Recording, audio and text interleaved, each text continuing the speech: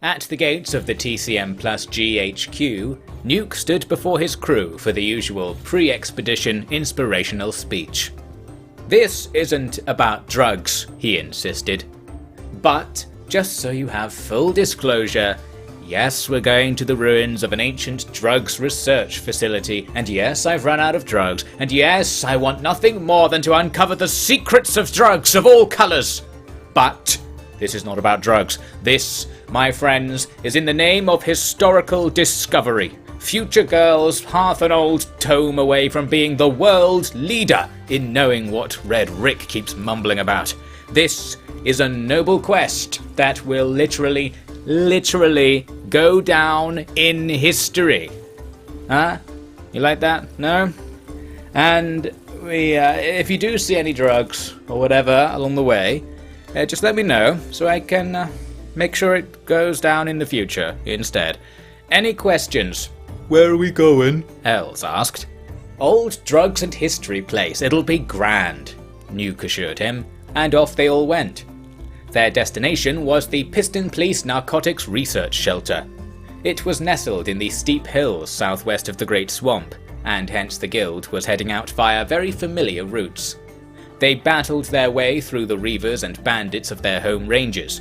They battled the headless robots of Venge during the night, getting a little revenge for the abuse old Farmer Lon had put up with on his little jaunt in the area. Then they battled the heavily unionized bandits of Shem on account of passing through the region during reasonable business hours. From there, the easiest thing to do would be to go around the swamp to the other side, but Nuk accidentally led everyone through it, where he accidentally visited the tree and accidentally made certain capital investments. "Man, these salesmen," he said with a shake of his head. "You go in there for a swig of water and they upsell you to 3, 4, 50 keys of bloody hashish, which this trip is literally the opposite of being about." "Nuk, I don't mind if you want to buy that stuff, but on one condition," Izumi said. "I will listen to your treaty. You have to stop being an ass. Literally, that's what this stuff is for. It's the makes you feel human juice. Juice? Swamp style, baby. Drinkable drugs." "I like drink," Els said. "Then, Charlie my boy, let's drink." "You would buy into this stupid stuff," Izumi muttered. "Don't nag the egg," Isaiah scolded her. By now, Els had downed a vial of the murky water Nuk had given him, which looked, smelled, and tasted a lot like swamp mank. "It don't make me feel human," Els said, cut off by his face slamming into the ground. There he lay. "Is he dead?" Izumi asked. "No, that is what it's like to feel human," Nuk shrugged. "So that means it's time for me to drag that dead weight into the future?" Rick said. "Into the past. We're off to the drugs museum," Nuk declared. Nuk, now in fully human form, led the way west. The west edge of the swamp was a little drier, with tall bluffs to clamber along, and only a smattering of wild blood spiders to contend with. They were soon on a well-trodden smuggling route south, which took them right to their destination. "That's the place, the grid," Elena reported, looking up from the map. There was a passageway through the bluffs, in which the twisting, slimy branches of the swamp flora gave way to sheen, sharp, crystalline rocks. There was a tight way through into an extremely narrow valley, the sides made entirely of the shiny blue stone. There were several of these valleys cut into the shimmery cliffs, intersecting each other at right angles, creating the grid which the name on the map surely referred to. "Unusual. Unbearable," Gustafsson commented, preferring not to look at the valley walls. "This can't be natural," Izumi said. "Natural as the planet itself. Came with it," Rick said. "Came with it? Just what did you do this time?" "Nothing. Look, for real this time, this shit is from the beginning, before I was a glint in some lazy human's eye. Just a mess-up, as I recall. Some joker got their hands on the planet-building stuff." "What planet-building stuff?" "Wait, you don't even know about that? Shit, we hit all the good stuff, didn't we?" "Well, we'll see about that. Come on, let's look for remains of this piston police thing." Izumi waved for everyone to start searching the valleys. Crags would be a better word, for they really were no more than 20 meters wide. They were home to various thick-trunked trees with stymied pink leaves, but nothing more ferocious than that, luckily enough. Clearly something else had lived there before, as deeper into the grid were long metal shelters covering multi-story workstations. Incredible! Second Empire. Early Second Empire. No, even earlier. Look at these joints, Izumi said, examining the heavy plate metal construction. Elena took a look around and concluded, No, not First Empire. Too crude. Not Second Empire. Too sophisticated. This was built before the First Empire techniques were forgotten. That's amazing. I've never seen anything like it. Izumi was about to start climbing a ramp to get to what appeared to be the main section on the top level of the workshop, but Nuk held her back. Wait, you don't know what's up there. Traps and shit. I'll look first, he said. That's part of being a tech hunter, Izumi complained. We'll share it. I'll hunt, you tech. Whatever. With this enthusiastic acceptance, Nuk got to work. Up on the top of the workshop, the rest of the guild couldn't see him, but they had some evidence he was still alive since he kept throwing little paper planes down. Unfolded, they revealed barely legible documents, mostly the intriguing chronicles of whose turn it was to order in fresh grog for the fleshies. While Izumi battled to keep this away from Rick, Nuk rifled around a variety of quite familiar machines. Second Empire tech was no different to what the United Cities, aka the Third Empire, aka the Second Empire but renamed and repopulated, had access to. To put this all another way, Nuk had no trouble breaking open all locks, bolts, in-trays, outflows, nooks, crannies and crates. He found skeleton parts, rare tools, some very, very old trousers, but most importantly, he found a report on hashish. A report that detailed precisely how the, and I quote, downright cheeky doomhumes, end quote, created their magical makes-you-feel-human stock cubes. It was the recipe for hashish, to be clear, and even through his grubby sun goggles, Nuk could see it. I had another accident, he called as he belted down the ramp to return to the guild, waving the hefty wad of papers over his head. That's great news, Prince Tashino, Isaiah cheered. Nuk showed them all the documents explaining the details of hashish production. With this we could just brew the stuff in Dad's fucking attic, Nuk said. My prince, please, I think we should keep all criminal activity outside of the capital. At least outside of the palace, Wadston said. Criminal? Come on, Dad's asking for it. Or he did, like, months ago. He's definitely forgotten about it by now, but you know, when we show up he'll be happy. Like, surprise, here's a load of drugs. And surprise, you have a son, remember this guy? Allow me to analyze, Gustafsson asked. He looked over the plans, then all the other hivers looked over the plans, then he returned them with a bow. Hairy one, wisdom. Efficient. We should implement these plans at once. Bad Green wants the good green, so we're green to go, Nuk proclaimed. But seriously guys, this trip isn't about blah blah blah blah. Come on, we'll get the history done now. All seems safe, let's hunt the tech and stuff. The guild spent the rest of the day and night there in the grid. There were plenty of other remains from the old research shelter, packed with technical documents carrying secrets to modern science, and random old notes that gave a fascinating insight into life 1500 years prior. Okran's faceplate, Izumi remarked. Find something? Elena asked. Yeah, Okran's faceplate. Look, it says someone was arrested for trying to vandalize Okran's faceplate. How can a god have a faceplate? I'm right here, ladies, Rick insisted. Rick, what is all this? Izumi asked, but the skeleton shook his head. Before I went down Black Desert City, there was no Okran. Someone thought him up along the way. Only one god in the Empire I left, the king. Stobe? Uh-huh. And could it be his faceplate? If I caught someone touching the big man, I'd do more than arrest him. But hey, maybe that's why they kicked me out. Kicked out of the Second Empire? It was all the Second Empire. You couldn't get kicked out of that back in the day. And you know, I seem to have forgotten all the details. I know. May I interrupt? Izaya interrupted. Do I gather from this that you're saying, Rickard, that Okran was just an imaginary god? But he's in the sky. Els pointed out. Look, I don't know shit about it. Biologicals can believe what they want. That's the only good thing they got that we don't, Rick said, quitting the conversation. My, first I've heard of all this. I mean, everyone always says Okran is timeless. Prince Gustafsson, what do the Hivers know of this? Izaya asked. Your gods are false and irrelevant. We laugh at your delusion, was the reply. Oh, come now, that's rather mean.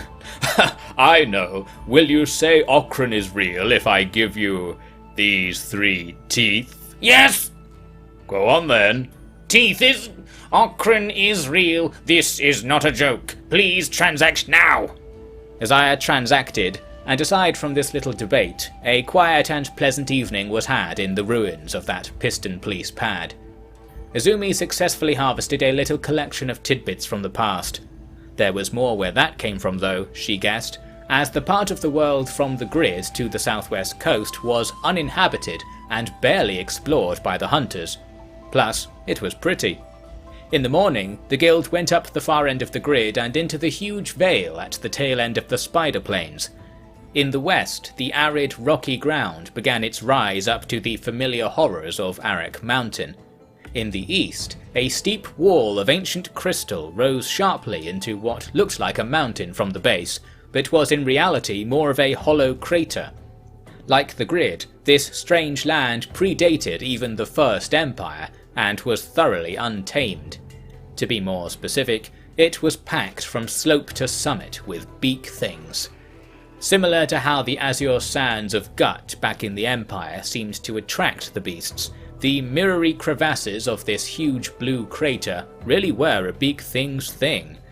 The guild then had to fight these beak things every hour or so as they tried to find any good archaeological burglary sites. After a day of trying, and nearly dying, they gave up and took an old road away from the crater, leading south into the boring brown hills of Shun. Shun had been extremely briefly a part of the United Cities Empire, but that was in the messy transition from Empire 2 to 3, and amid said mess, all the people living there had died or fled. Thus, the region was a little time capsule, left undisturbed in the corner of the world, shielded from colonization by Arak and the crater. Its last link to civilization was this dusty road that snaked around to the east towards the fraying edge of the modern UC Empire. Given the history, and recent lack thereof, of Shun, you might expect there to be plenty of archaeo stuff to study, and you'd be dead right. I say this because the tech hunter expeditions to the area had encountered a little too much death to carry on. Why? No one knew. As such, Izumi was on edge the whole time, but it was really a pleasant, undisturbed march beside healthy rivers and rolling tan hills. Then, on the other side of the river, they came across a completely untouched Second Empire outpost. Nuk did his thing, and indeed the inside was full of goodies for his female, to quote, friend, unquote. It's really here. Everyone in Black Scratch always said the Shun Run was some impossible joke, Izumi said. Yeah, but to be fair, I heard Black Scratch is a level 3 narc zone, Nuk said. Their problem now. We can actually do this, Nuk. If I go back with what I have already, I'll get published for sure. If I bring back the treasures of the Shun Run, I'll be the only damn one who matters. Oh, well, that's good, because you are. Not with those old fogies saying my stuff's too speculative. Not like we have... Oh, wait, did you mean... I meant we're totally going to do the Shun Fun thing. Run. Don't mind if I do. With another so-called conversation masterfully handled, it seems a new plan was formulated. But first, the crew carried on east to get back to the Empire. It was time for a little R&R, and Nuk was eager to pay his aunt a visit. This brought them to the breezy coastal flats on the southern edge of the world, which was home to Drifter's Last. This walled town was proudly the edge of civilization. I know that title applies to most towns, but more specifically, this place was the furthest point in the Empire from the capital at Heft. perfect place for a certain emperor to send his claim to the throne possessing sister. "Auntie! Auntie!" Nuk called in the streets outside the biggest house in town. No response. "Oi, Merrin! It's your only nephew!" Merrin appeared on the roof, with a bottle of rum in each hand, peering down at the urchin below. Nukie? She asked. "Yeah, it's me. Oh, did I? You going to get kicked out as well?" Yeah, actually. Nice. Now fuck off, will ya? Fuck you off. What? I'm not allowed. Your Sammy men are here, and they aren't supposed for us to be in talking. Away go! Go! Away! However you say it.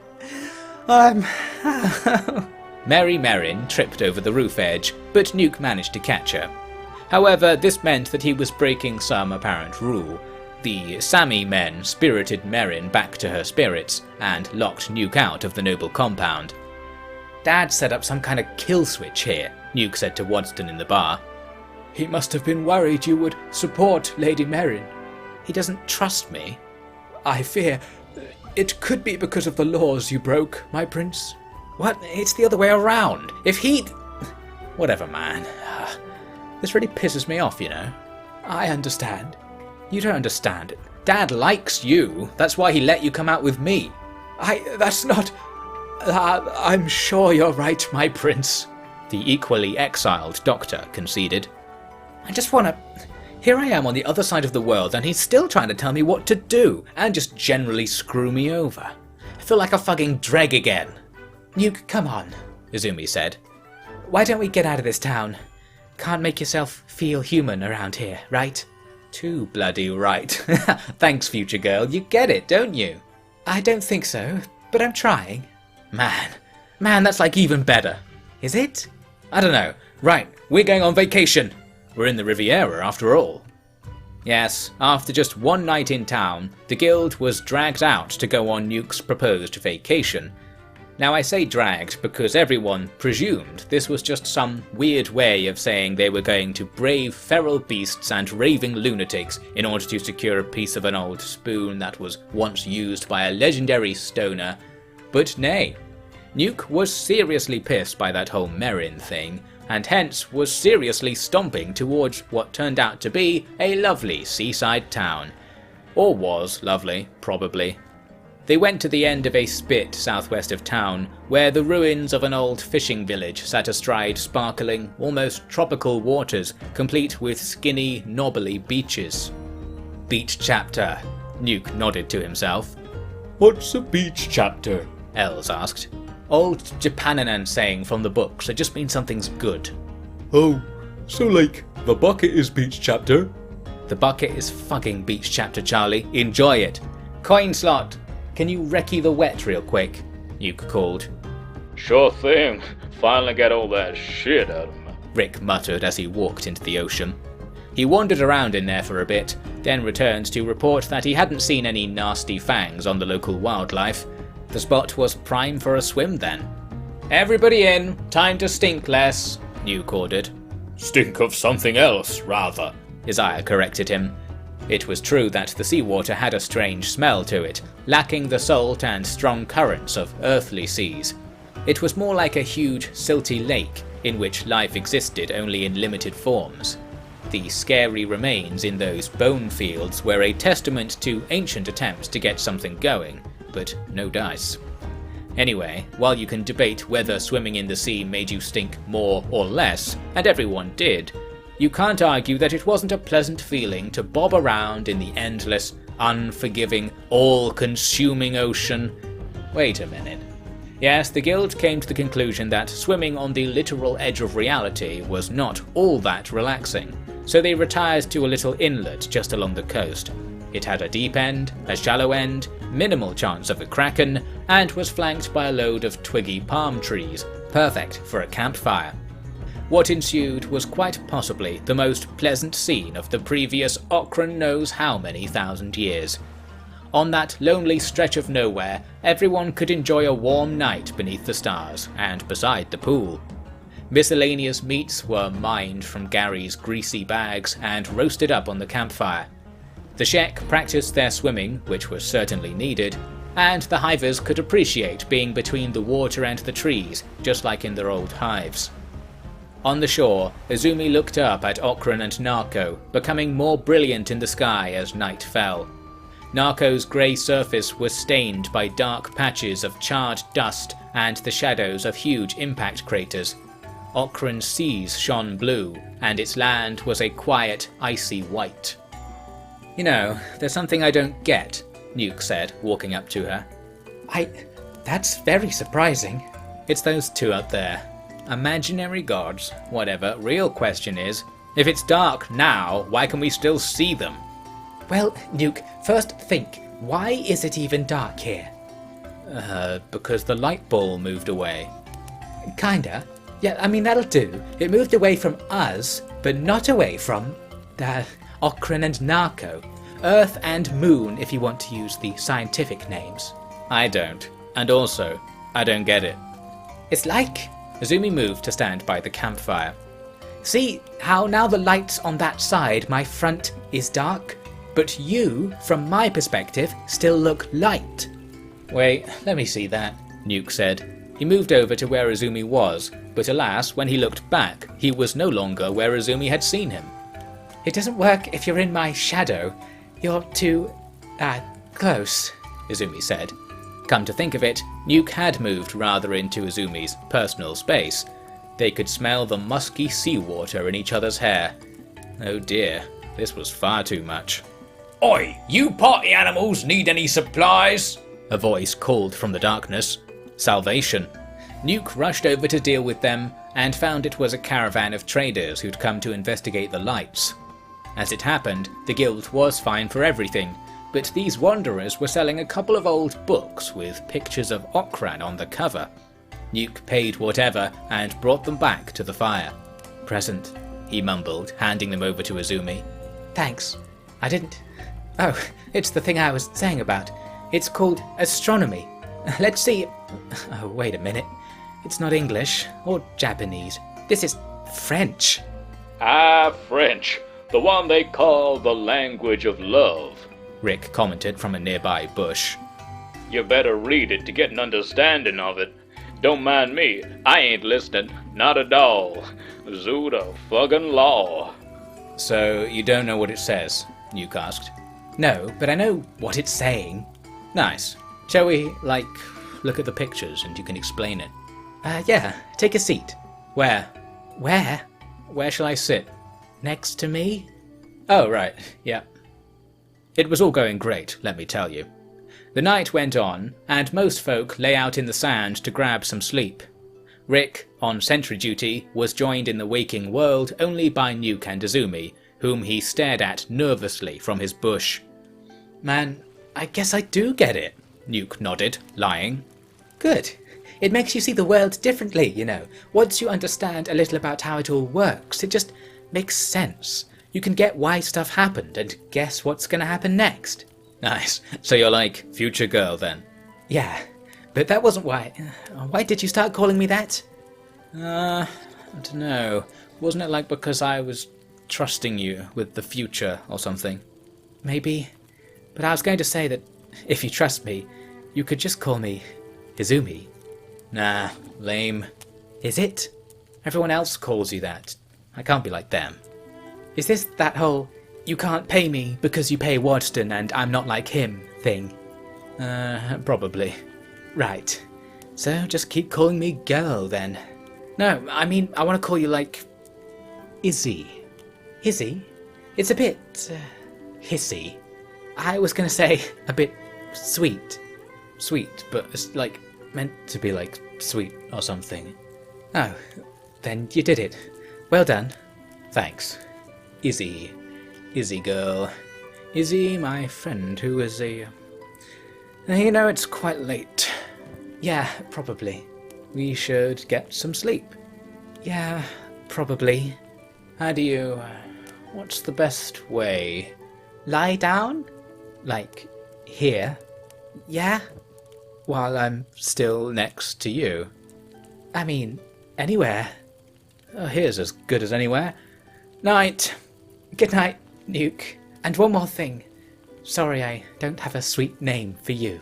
It's alright, it's kind of my thing anyway. Well, just so you know, I do want to call you my friend. My friend of a certain category. Bit of a long name. Yeah, I'll save it for special occasions. Should be plenty. Yeah, I bet. Let's sleep then, Izumi said, commencing the process of pretending to be asleep all night next to someone who was doing the same. Rick had received too many faulty inputs and crashed and had to reboot, so for once he actually did sleep. My, what a night. The next day they'd be off into the wilds of Shun to discover the great mysteries of history, including why precisely all the tech hunters who went there before never returned, and, much more crucially, the properties of the unique friendship category Nuk and Izumi had assigned to each other. Rick's gonna love this.